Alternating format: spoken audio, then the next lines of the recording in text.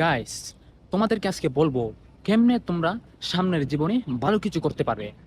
তোমাদের অবশ্যই স্কিল এবং দক্ষতা এগুলো অর্জন করতে হবে অবশ্যই। যদি তোমাদের স্কিল, দক্ষতা, তুমি যে পেশায় থাকো না কেন, তোমাদের মাস্ট বি কিছু দক্ষতা এবং ভালো কিছু, যেটা সামনের জীবনে তোমার কাজে দেয়। যদি তুমি ভালো কিছু শিখতে না পারো, তাহলে ভবিষ্যৎ তোমার জন্য অন্ধকার হয়ে যাবে।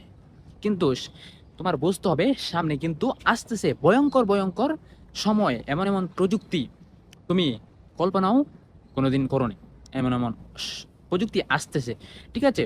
অবশ্যই তোমার ভালো কিছু শিখতে হবে। তুমি যেটার প্রতি তোমার আগ্রহ বেশি, তুমি সেটাই শিখো, এবং তুমি যেটার মধ্যে পারদর্শী সেটাই শিখো। অবশ্যই তোমার ভবিষ্যতে কাজে লাগতে পারে। বুঝতে পেরেছ মনুরা, গাইসরা? সো এটা হচ্ছে আসল কথা।